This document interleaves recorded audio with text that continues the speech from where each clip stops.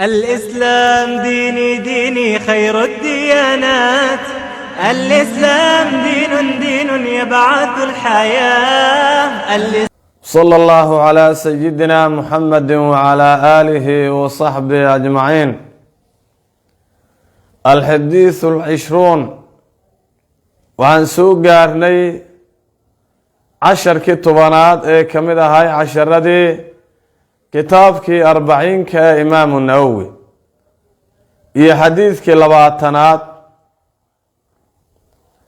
حديث كان وحاوري صحابي كن يديس ليلى بن مسعود مقعي سنة ليلى عقبة بن عامر صحابي كان وهو كمده أنصار رسول الله أنصار رسول الله مركي ليلى أوس خزرج أي ككوبينهن أنصار وحلوه مقعابنا وحاليري لأنهم نصروا رسول الله صلى الله عليه وسلم صحابي مركي عقبة بن عامر دقالك بدر dadka ka qayb qaatayna kamid oo ahay marka saxaabigan Uqbata ibn Aamir ahadiis oo wariyay waa 102 xadiis la yiri magaalada Madiino ayuu ku geeriyooday ayaa la yiri waxa kale la sheegay Kuufa inuu ku geeriyooday sanadka islaamka marka uu ahay 42 ama 43 labadaas qowla ku jirta sanadka uu dhimay sanadka 41 ama sanadka 42 meesha uu ku dhimayna laba qowla ku jirta magaalada Madiino uu ku dhimay iyo Kuufa uu ku dhimay labadaba waa la sheegaa عن أبي مسعود وحال قوريي عقبة سوء من عمر ويل كيسي هاي عقبة سؤال أنصاري أنصار لون نسبي عقبة سؤال بدر لون نسبي أنصار يا لون نسبي أو أنصار رسول الله يوكم هاي بدر نوالون نسبي محايا لدتك yarka ahay oo farakutiriska ahay marka gaalada loo fiiriyo dagaalkii badal guusha weyn islaamka uu soo hooyay ayuu kamid ahay radiyallahu ta'ala anhu Uqbata ibn Aamir xaqiisa la ka raadin oo deeqaana inuu yiri qala rasuulullah ilaa rasuulkiisa waxa uu sallallahu alayhi wa sallam inna mimma ki waxa kamida adraka an-naas dadku ay haleeleen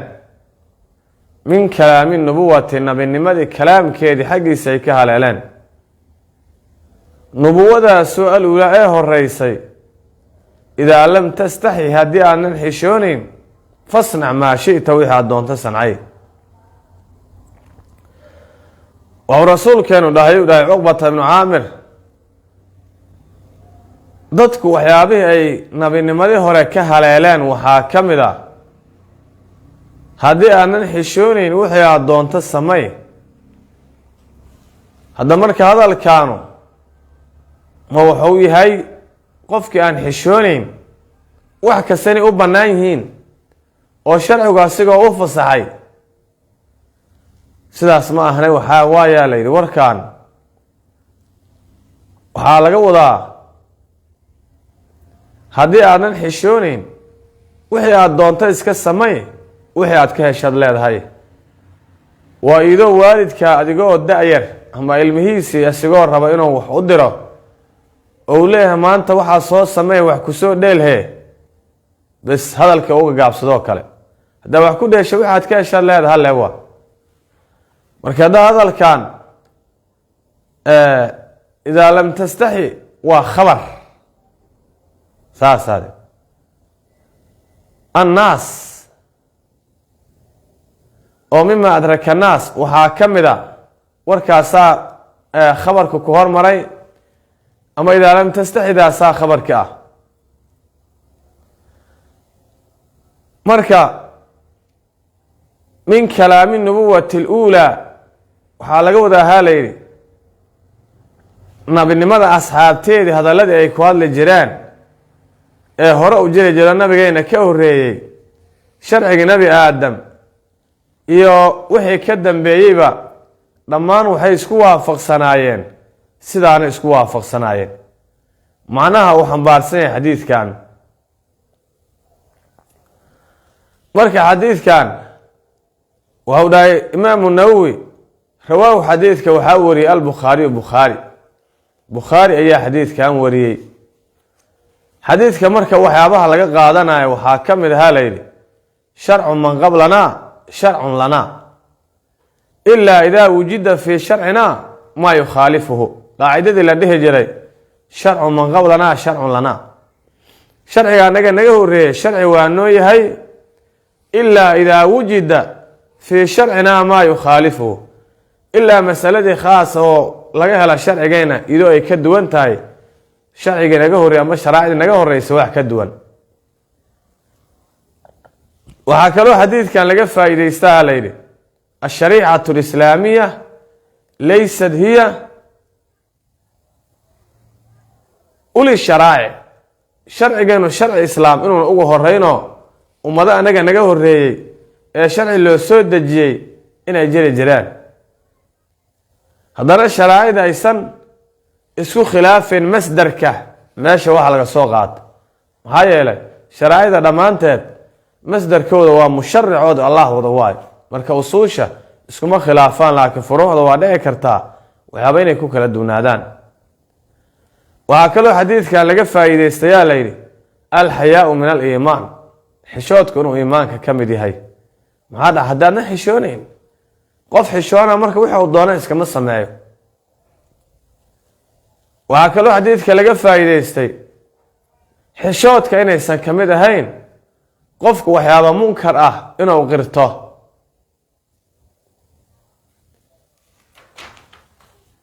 alxadiidu xadiidkaasu alxaadi walcishruun 21 hada maxaluh can abi camrin abi camr xaggiisa waxaa laga wariyey waqiila waxaa la yidhi abi camrata na waa la yidhi oo macnaha can abi camrata sufyaan ah abi camrinku ama abi camrahu sufyaankaasu ibn cabdillaah sufyaankaasu athaqafiyi reer haqiifa loo nisbeeyey radia allaahu tacaala canhu qaala wuxuu ihi qultu waxaan dhahay uri yaa rasuulallah ile rasuulkiisiiow qul lii ii dheh aniga fil islaam islaamka dhexdiis qowla qowl iigu dheh qowlkaasoo laa asalu canhu qowlka aanan ka su-aalayn axadan axadkaasoo kayraka adiga aan ahayn sufyaan ibnu cabdillaah saxaabigan magaciisa la yidhaha kunyadiisana abu camr ama abu camrata labadaba waa jirtaa reer haqiif qabiiladii la yidhaah ayuu ka dhalayay marka waxau dhahay rasuulka sala allahu calayhi wasalama ayaan su-aal weydiiye u dhahay waxaana idhi u dhahay ilaahay rasuulkiisiiow waxaad ii sheegtaa qowl oo islaamka dhexdiisa ku wanaagsan oo fil islaam marka laleeyahay diinta islaamka sharciga islaamka lafdi jaamica oo kaafi waadixa ah oo qof dambe aanan uga baahan inaan su-aal kale ka weydiiyo ii sheeg rasuulku markaasu wuxuu ugu jawaabay sala allahu calayhi wasalama qul dheh aamantu billaah ilaah ayaan rumeeyey uma kadib istaqim toosnaw aamantu billaah dheh kadibna istiqaamo ha lagaa helo sufyaanow hadda marka sufyaan marka uu leeyahay sidaan waa saxaabi mu'min waa yahay aamantu billaahida waxaa laga wadahaa layidhi jadid iimaanaka bihi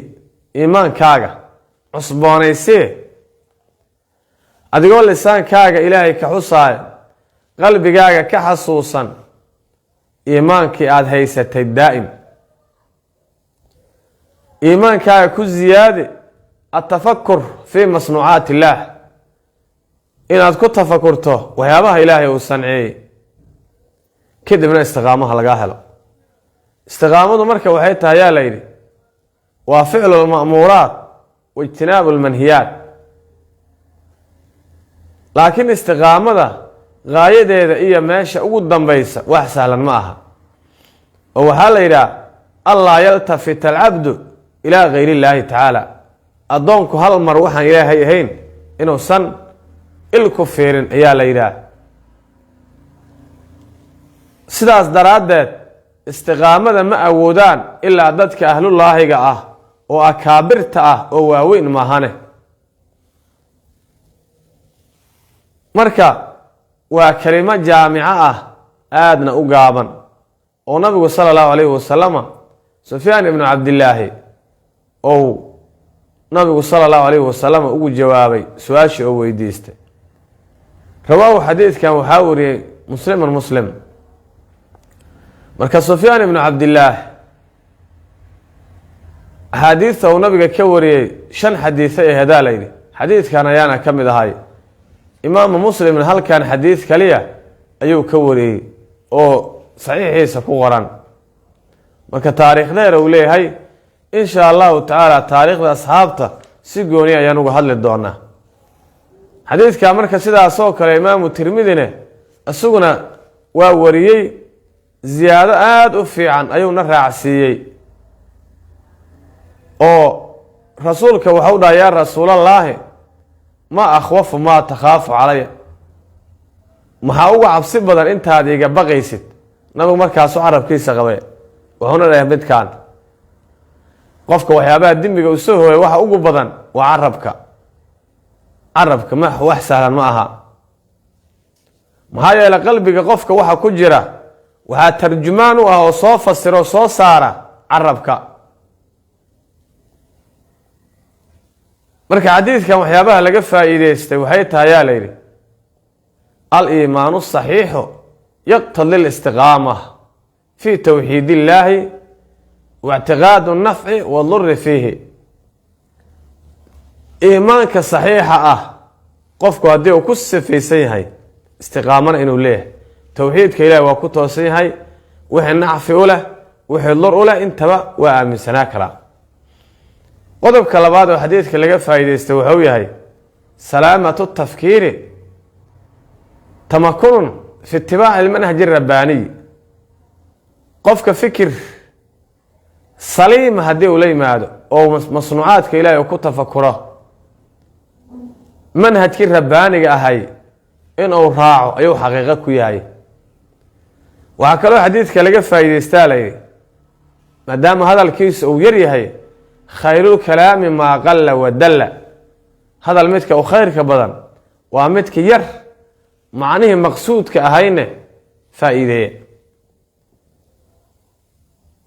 waxaa kaloo xadiidka laga fahmaa kahratlkalaam qad tajcalu lxadiida camiiqa. hadalka badan sheekada inuu mid cumqi dheer ka dhigane waa dhici kartaa oo adhaanta fahamka uu ku cusleeyo. qodobka 5aad wuxuu yahay alistiqaamatu mutawaqifatun calaa maa amara allaahu bihi. istiqaamadu inay ku taagan tahay kaliya inta ilaahay addoomankiisa uu amray bes, sida ilaahay aayadihiisa qur-aanka uu ku dhahay fastaqim kamaa umirta, asigoo nabiga amraay nabiyullaahi maxamedow ku toosnow sida lagu amray. waman taaba macaka walaa tadqow inahu bimaa tacmaluuna basiir. marka casharkii 10aad ee ka mid ahay kitaabkii 40ka halkaas ayuu noogu egyahay. wallaahu subxaanahu wa tacaala aclam.